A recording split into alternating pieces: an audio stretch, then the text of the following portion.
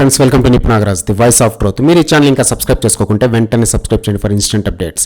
ఇక ఈరోజు మా టాపిక్ బాగా ఓవర్ అయింది కన్నడిగుల్లారా అని అంటున్నారు మన ట్రేడ్ పండితులు. మనకు తెలుసు కదా, కన్నడ నాట కొత్తగా కన్నడ భాషా ఉద్యమం ఒకటి స్టార్ట్ అయిందని. ప్రతి ఒక్కరూ ಕನ್ನಡನಲ್ಲಿ ಮಾತಾಡಬೇಕು ಅಂತ ರಚ್ಚ ಮಾಡ್ತಾ ಇದ್ದಾರೆ. అయినా కూడా మన తెలుగు వాళ్ళు వాళ్ళని ఎప్పుడూ అపోజ్ చేయలేదు. వాళ్ళ భాషాభిమానం వాళ్ళది అనుకునేవాళ్ళు. ಪೈಪೆಚ್ಚು 90% తెలుగు వాళ్ళకు ಕನ್ನಡ ಗೊತ್ತು. ಕನ್ನಡ ಅಂದರೆ ಅಷ್ಟು ಪ್ರೀತಿ, ಅಷ್ಟು ಇಷ್ಟ ನಮಗೆ. కానీ ಇವಾಗ ಕನ್ನಡ ಭಾಷಾ ಪರಿರಕ್ಷಕ ಮೆಂಬರ್ಸ್ ತುಂಬ ಓವರ್ ಮಾಡಿದ್ದಾರೆ. ಅದೇನಂದ್ರೆ తెలుగు పవర్ స్టార్ పవన్ కళ్యాణ్ ಹೊಸ ಪಿಕ್ಚರ್ ಹರಿಹರ ವೀರಮಲ್ಲು పోస్టర్ కన్నడನಲ್ಲಿ ప్రింట్ ಆಗಿಲ್ಲ ಅಂತ బ్యానర్స్ చించి పడేశారు. నిజంగా ఇదంతా హేయమైన చర్య. తెలుగు సినిమా పోస్టర్ కన్నడలో ప్రింట్ చేయలేదని చించారు అంటే ఇది భాష మీద అభిమానమా లేక భాష మాటను చేస్తున్న రౌడీయిజమా అని అడుగుతున్నారు ట్రేడ్ పండితులు. అంతేకాకుండా పక్క రాష్ట్ర హీరోకి ఇన్ని కట్అవుట్స్ ఎందుకని గొడవకు దిగారంట. కాంప్రమైజ్ అవ్వాలంటే 1 లక్ష డబ్బులు ఇవ్వాలని డిమాండ్ చేశారంట.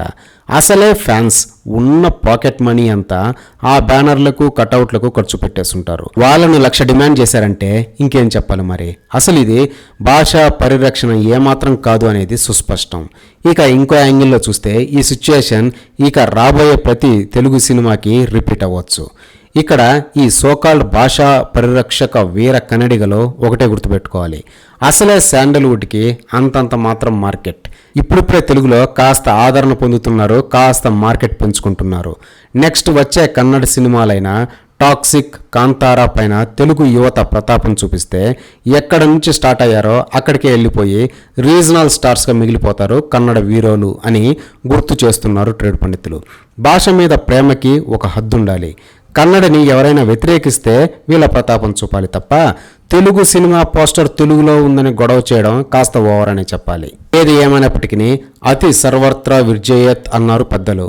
ఈ కొటేషన్ సంస్కృతంలో ఉంది కాబట్టి దాని మీనింగ్ తెలుగులో కన్నడలో కూడా ఒకటే ఉంటుంది. అంటే ఏంటంటే అతి అన్ని వేళలా పనికిరాదు అని. ఇక ఫైనల్గా అసలు ఈ గొడవ చేసిన వాళ్ళు నిజంగా కన్నడ పరిరక్షక సభ్యులో లేక ఆ ముసుగులో వచ్చిన అసాంఘిక శక్తులో నిజమైన కన్నడిగులు కనిపెట్టాలి, లేకుంటే డ్యామేజ్ అందరికీ అవుతుంది అని అంటున్నారు మన ట్రేడ్ పండితులు. ఇదే ఫ్రెండ్స్ ఈరోజు టాపిక్. ఇలాంటి లేటెస్ట్ అండ్ ఇంట్రెస్టింగ్ టాపిక్స్ కోసం ప్లీజ్ సబ్స్క్రైబ్ టు నిపుణాగరాజ్ the voice of truth and please like, share and comment this video with your valuable opinions. See you again.